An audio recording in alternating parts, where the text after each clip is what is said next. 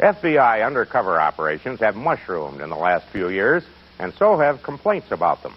There are now over $500 million worth of lawsuits filed by so-called innocent third parties, people who claim they were damaged as an unintended byproduct of an FBI sting operation. Herewith an example. Some automobile dealers in the Midwest who contend that in the course of Operation Recoupe, an FBI undercover investigation of organized gangs of car thieves, the Bureau knowingly allowed stolen cars to be sold as legitimate ones, and the dealers ended up behind the 8-ball. Dixon is a small town in Illinois, a couple of hours' drive west of Chicago. Its chief distinction is that this is the town where Ronald Reagan spent his boyhood years. Dixon is also the home of John Lightner. He started a used car dealership in 1977 and gradually developed it into a small but flourishing business.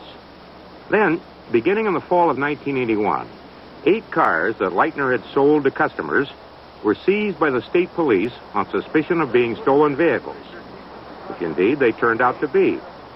Since then, his life has not been the same. Most used car dealers buy a major portion of their cars at auctions like this, limited to dealers only.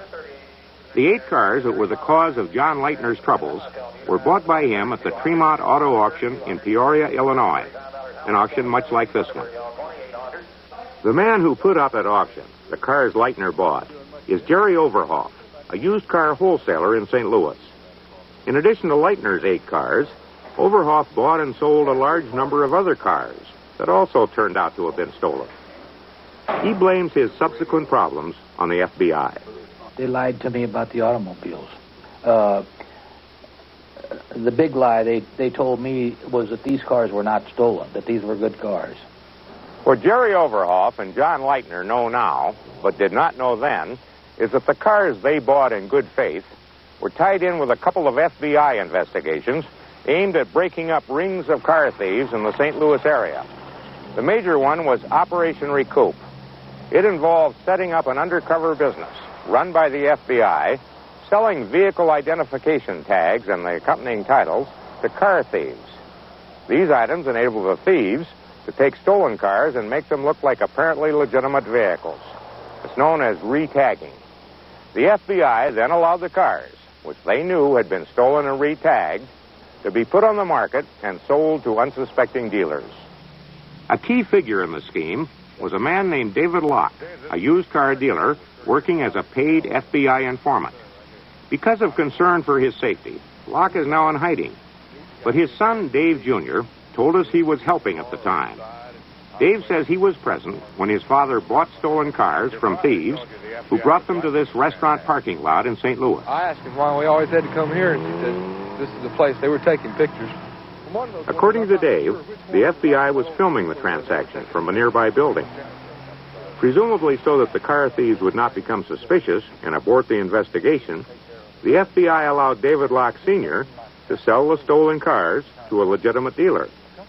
He chose his old friend and former business associate, Jerry Overhoff. Jerry, during the time of this FBI operation, you bought quite a few cars from Dave Locke. Do you remember how many? 76 or 7. 76 or 7 cars. What did he tell you about them? I assume he didn't come to you and say, hey, I got a nice hot car. No. He told me that he had some cars to sell, and in the initial conversation, before I had ever purchased any of them, he told me that these cars were FBI automobiles, and that he had the authority to sell them to whoever he wanted to sell them to, and that they were good, clean cars, and they had a good, clean title. So you assume these were cars the FBI had confiscated, taken back from this party, or maybe even something on a tax lien or so on, you know. The FBI has acknowledged that some 300 stolen and retagged cars were allowed to enter the legitimate market. What's more, in 2 specific instances, the Bureau intervened directly to make sure the cars they knew were stolen stayed on the market after local authorities had become suspicious. On the first occasion, a customer interested in buying one of John Lightner's cars asked a police employee with whom he was friendly to arrange for a routine check just to play it safe. To their surprise, the police found the car had a questionable history. They told Lightner. Well, I immediately contacted Tremont Auto Auction and told them that I was having, that I had officers in there who did state that that car was a possible stolen vehicle. In fact, at the time, the city police officers didn't only think it was possible, they stated that it was a stolen vehicle.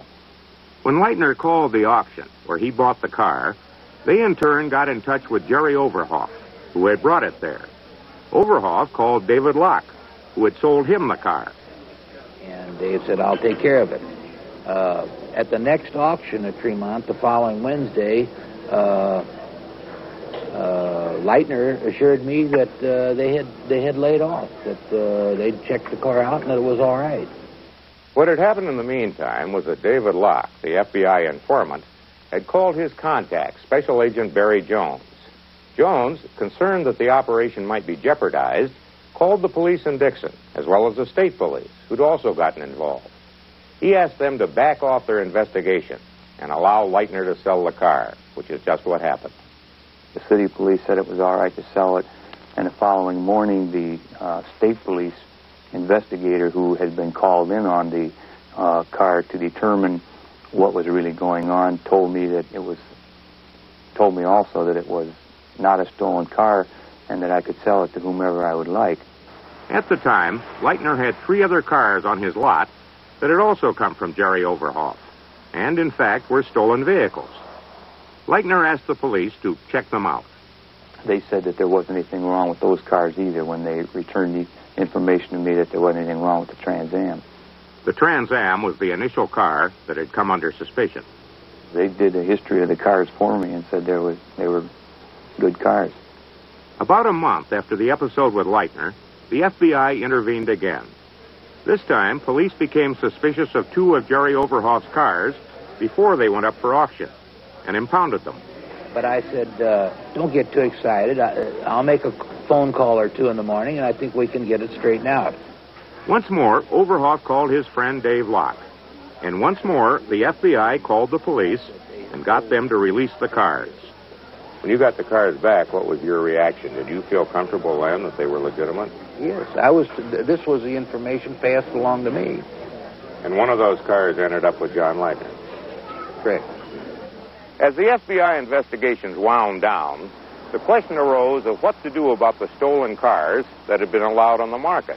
One option considered by the FBI was simply to leave them in the hands of the people who had ultimately purchased them. That was the option recommended to the agency by 2 assistant U.S. attorneys in St. Louis. But the agency decided on another option, namely to give the cars back to the insurance companies which had paid off on them after they were originally stolen. That, of course, meant taking the cars back from the people who had bought them, and it opened a can of worms. In Illinois, the FBI gave a list of cars to be picked up to the state police, and the police got busy. One day, a trooper named Gene Hudson made a call on John Lightner. According to Lightner, it was Trooper Hudson who had previously assured him that the suspicious Trans Am, plus the 3 other cars Lightner had asked to have checked out, were perfectly all right to sell. Now Hudson had come to seize the very same cars.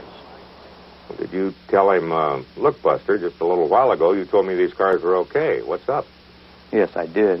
He was very animate in the fact that he wanted me to go out and bring these cars back. He wanted me to notify the customers that they may be a problem with the cars, to bring them into my garage for him to check them out, that I would give those people loaner cars to use while he was checking them. Should it prove that the cars were stolen, that I would provide those customers with equal transportation. Lightner refused to accept financial responsibility for the stolen cars or to help in rounding them up. Trooper Hudson did the job himself.